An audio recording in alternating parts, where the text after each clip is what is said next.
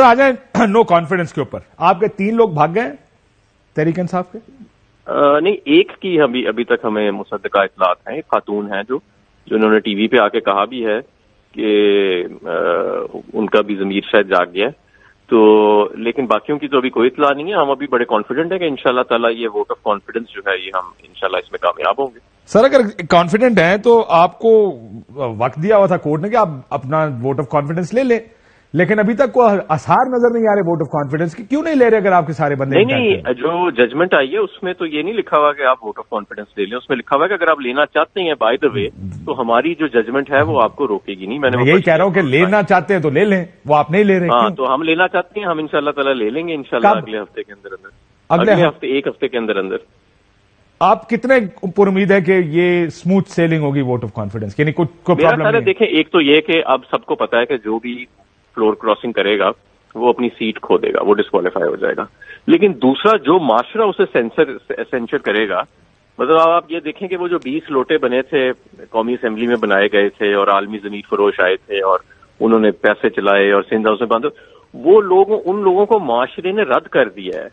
وہ منہ دکھانے کے کسی کو قابل نہیں رہے پورے معاشرے کے اندر، اور وہ چھپتے پھر رہے ہیں اپنے حلقوں میں جانے جوگے رہے ہیں. تو یہ جو سیاسی لوگ ہیں وہ تو ظاہر ہے کہ یہ جو اس وقت عوام کا موڈ ہے، عوام کا سینٹیمنٹ ہے، اس کو بڑی غور سے دیکھتے ہیں اور سنتے ہیں.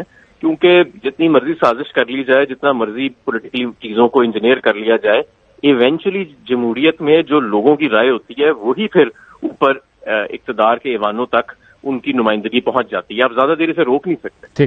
تو یہ سب کو پتا ہے، سب کو نظر بھی آ رہا ہے کہ انشاءاللہ یہ آنے والی حکومت پاکستان تحریک انصاف کی ہے، اور یہ پارلیمنٹ کے اندر بھی اور پارلیمنٹ کے باہر بھی بائی فار سب سے بڑی جماعت ہے اس وقت پاکستان کی.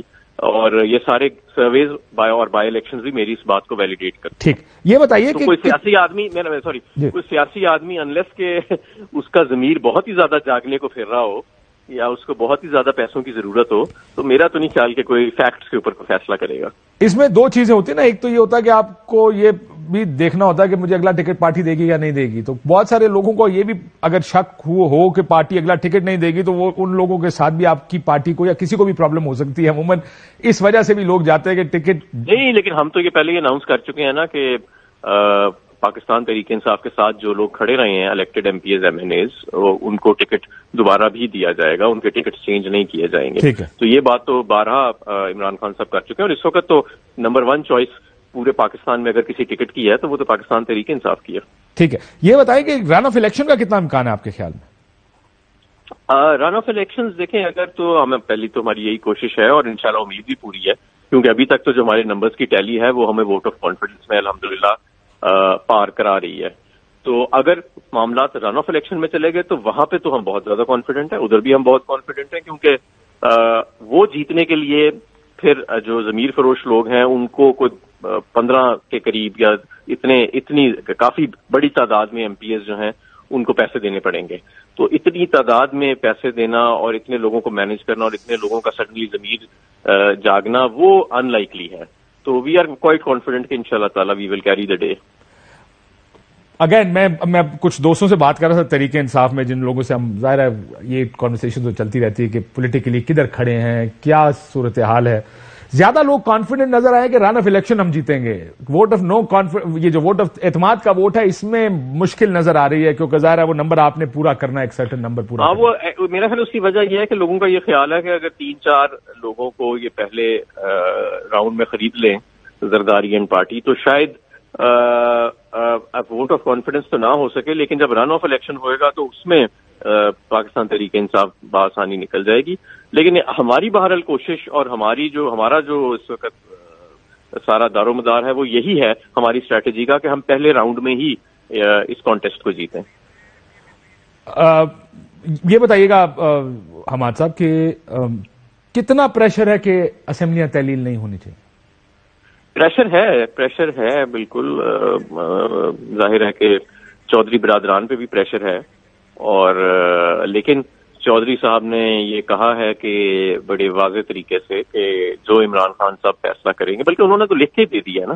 انہوں نے تو جو ایڈوائس چیف منسٹر بھجواتا ہے گورنر کو اسمبلی ڈیزالو کرنے کے لیے، بائنڈنگ ایڈوائس ہوتی ہے، وہ تو دستخط کر کے آلریڈی عمران خان صاحب کے ہاتھ میں تھما دی ہے اور وہ عمران خان صاحب کے پاس زمان پارک میں موجود ہے. تو پریشر اپنی جگہ ضرور ہے. ظاہر ہے کہ یہ سارا جو سر ویسے مہات صاحب ویسے آپ کو پتا نا کہ کتنے لوگوں نے کھڑے ہو کے استعفیٰ دیا تھا؟ آپ کو پتا ہے کہ عموماً ہوتا یہ ہے کہ جو ممبران اسمبلی ہوتے ہیں استعفیٰ پارٹیاں لے کر رکھ لیتی ہیں، لیکن اسپیکر کہتا ہے پاجی میرے کو کلے آؤ گے تو فیصلہ ہوگا کہ استعفیٰ میں نے منظور کرنا ہے کہ نہیں. یہاں پر بھی یہ ممکن ہے کہ استعفیٰ انہوں نے ایڈوائس یا سمری دے دی ہو عمران خان صاحب کو، لیکن جب موقع آئے اور اگر وہ کہیں کہ میں نے نئی اسمبلی تحلیل کرنی تو پھر وہ مکر بھی سکتے ہیں اس چیز سے. نہیں، میرا خیال چودھری پرویز الہی صاحب جو ہیں وہ ایک دیرک سیاستدان ہیں، ان کا پورا خاندان سیاست میں ہے، اور اس طرح لکھ کے دے دینا اور پھر مکر جانا شاید وہ یہ تو نہیں کریں گے. اس حد تک تو میرا خیال ہے کوئی بھی نہیں جائے گا، اور نہ وہ یہ لوگ تو خاص. سر ویسے آپ کو پتا نا ماضم زیرک لفظ جو ہے بڑا غور طلب لفظ ہے. جو زیرک سیاستدان ہوتے ہیں نا وہ بڑے زیرک ہوتے ہیں.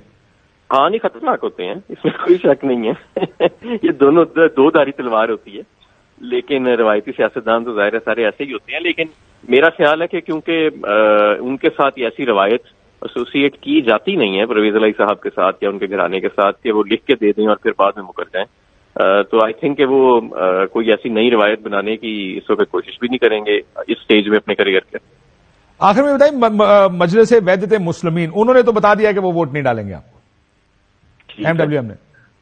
اچھا ٹھیک ہے، نہیں کوئی بات نہیں، وہ ہمارے پاس پھر بھی نمبرز ایڈیکویٹ نمبرز موجود ہیں، ان کے ہم ووٹوں کے بغیر بھی انشاءاللہ تعالی کامیاب ہو جائیں گے. آپ کو آخر میں لاسٹ کوسچن، جی الیکشن کب نظر آ رہے ہیں؟ کیونکہ اکانومی کی صورتحال نظر آ رہی ہے، اگر معیشت کو ٹیکہ نہ لگا، آؤٹ سائڈ انجیکشنز نہ لگیں تو لگتا ایسے ہے کہ اگر تو لگ گئے کچھ مل گئی سپورٹ تو الیکشن ملتوی ہو سکتے ہیں.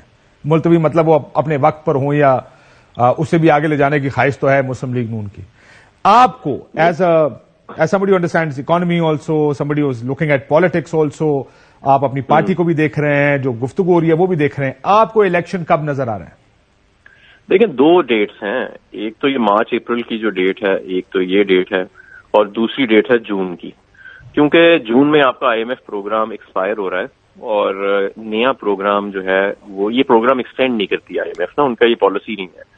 تو پروگرام آپ کو نیا ری نیگوشیٹ کرنے کے لیے ایک گورنمنٹ یہاں پہ موجود چاہیے پاکستان کے اندر، جو نیا پروگرام، کیونکہ آپ کو اب you will need to go into اندر IMF پروگرام. یہ تو ایک it's on the writing on دا وال. آپ کی جو ڈیٹ سروسنگ ریکوائرمنٹس ہیں اور جو جس اسٹیج پہ یہ اکانومی کو لے آئے ہیں جہاں پہ سلو ڈاؤن ہو گیا ہے اور جو ریمیٹنسز اور ایکسپورٹس ڈرائی آف ہو رہی ہیں. سر پھر چلیں بتائیں، مارچ یا اکتوبر یہ بتائیں.